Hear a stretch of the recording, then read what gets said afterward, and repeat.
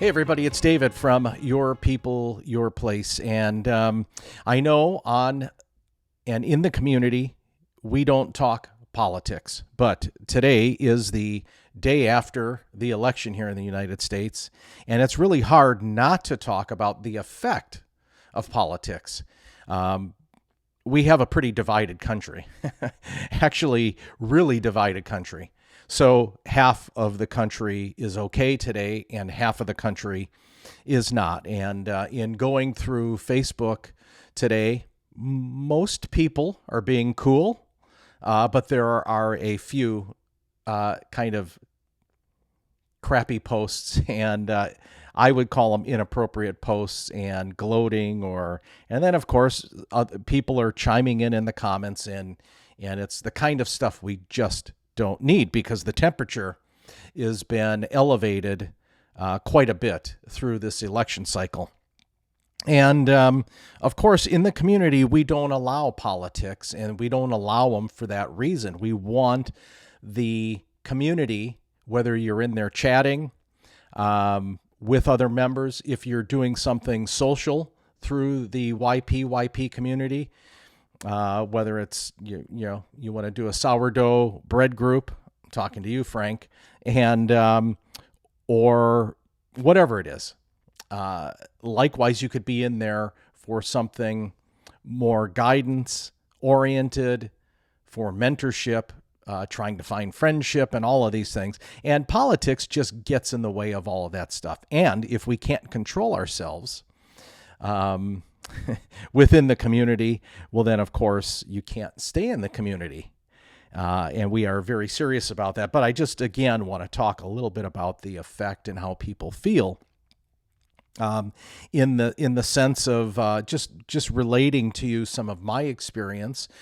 Certainly growing up through the 70s as a young child, I do recall times when things were not the greatest for my parents. They went through the double-digit inflation. I think that was the Jimmy Carter era, and trying to get into the Ronald Reagan days when things got a little bit better. I don't remember gas lines. There was, of course, in the early 70s, we had Watergate and Richard Nixon, but I don't recall as a child or my parents being overly stressed about politics. And I'm not sure when all of this changed, that we have taken it so hard upon our shoulders to be so reactive to something that I know this might sound controversial, but how much, I guess it's a question or something you have to answer for yourself. And that is, how much do you feel it really affects your day-to-day life? Now, from the standpoint of inflation and the cost of goods, that I understand cuts across many socioeconomic, through all the layers, and you feel it to varying degree.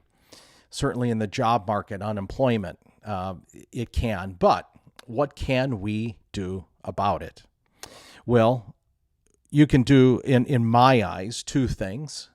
You can get involved with politics and become part of the solution and run in politics, whether it's your local, state, or national level politics. And the other thing we can do is educate ourselves on what it is we want from our government. And then when it comes time to vote, we exercise our right to vote, as we just did in our country. And then we have to stand back and trust that our leaders, and I know that's a crazy concept, to trust them to do their job. But then I think there is just this reality of what we have to do day in and day out to survive and thrive and grow. And my argument is, or my question is how much does the government affect your ability to decide what it is that you need to do today? A lot of us have to get up and go to work.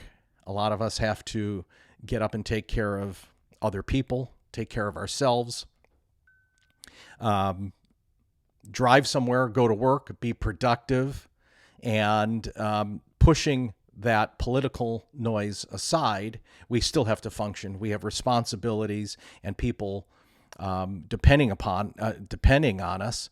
So we have to function. And whether or not one person is in the White House or the other, I would challenge you to think hard and honestly, does it really affect you day in and day out to do your job?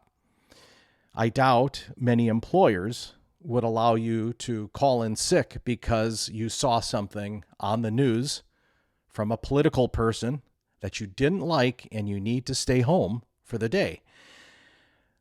Now, I'm not trying to be antagonistic. I'm just putting the thought out there. How much control, just like in life, we have to decide how much control do we want to give to the people around us versus how much control do we want to accept on our shoulders? How much accountability do we want to accept to do all that we can do to educate ourselves, to move ourselves forward, to think with some level of purpose about whether or not we are doing our best? Can we be doing more for the people around us? And when you start making those decisions, there's very little room for anybody else in that equation. Sometimes we have to react to the circumstance around us, and that is a fact. Like I said, unless you decide to get involved with politics or, again, decide when does your civic duty begin and end. If you knew who you were voting for going into this election cycle, quite honestly, you didn't need to watch anything, listen to anything if you knew what your decision was. So it was really by choice that you chose to listen to the irritating ads, the grating ads. And now some people will say, well, I watch television. What am I supposed to do? Well, you can mute the channel. You can stop watching TV and stream TV like a lot of people are doing. So there are ways to make different decisions. That's the level of accountability that actually this message, this may fall flat on its ass and people may not like that answer, but we have to really decide what are the things in our life that we can control and be part of the solution, and at what point does our accountability begin and end with us. And that's what I'm just kind of challenging with this video in thought and in comments. How do we cope with this better? And of course, one of my arguments on how we can cope with it is by being part of the YPYP community and engaging in accountable, respectful, non-judgment conversations around things that we love in our life that bring us gratitude, love, and joy. And even when we bring us something that's a personal issue to the table, part of what we do at YPYP is we accept our accountability in finding that solution. The group cannot give you 100% what the solution is. And even if we can give you a lot of great ideas, it is up to you as the individual to implement the ideas, to learn whatever it is that's being suggested, to make it happen, to explore whether or not those things will work for you or for the situation that you are sharing with the community. And again, what is said in YPYP stays in YPYP. And again, no politics. There's a reason for that.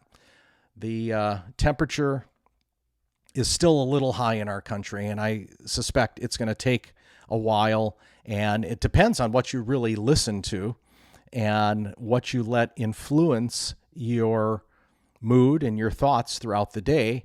That will determine how well you move forward in this next kind of new cycle post-election. So, yeah, that's my thought for today, and I fully expect some people to maybe I hope there's somebody who gets this message and you understand where I'm coming from.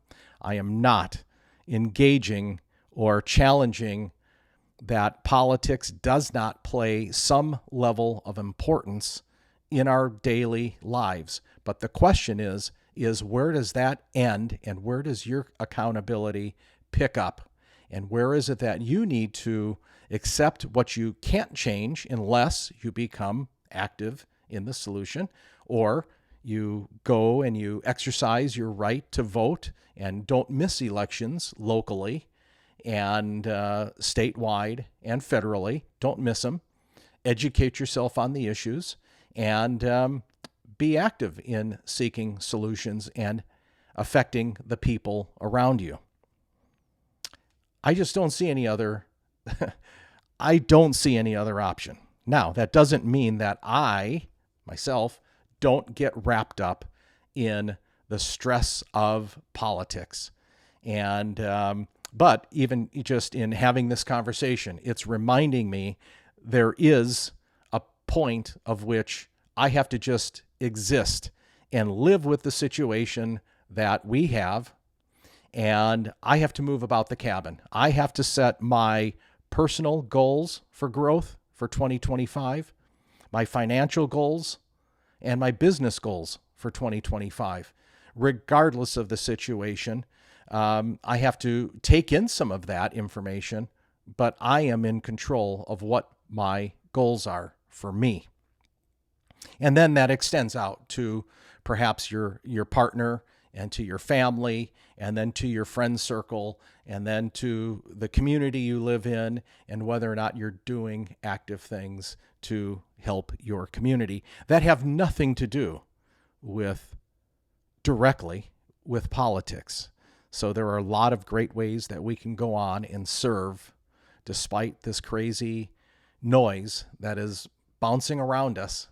It's just up to us to decide where, again, how far we want to let it in. And I'm urging you some level of gratitude, love, and joy. Take some time today away from social media, away from the television. Take some deep breaths. If you are a religious person, power of prayer. There is no better time than now for the power of prayer. Meditation, soothing music, getting outside, taking a walk, regardless of the temperature. Put on a hat, put on a jacket. In our case, maybe grab an umbrella and get outside, get some fresh air, get away from all the noise, spend a little time with yourself. Think about gratitude, love, and joy. So I guess to wrap up, I just wish all of you peace, love, gratitude, joy, and let's really slow it down. Let's take the time to really think about what is important to us and set our priorities straight. And as always, check it out. Check out YPYP. See if it's for you. I hope it is. It's growing. It's beautiful. I love what I've built, and it will grow, and I can't wait to see you in there. Thanks.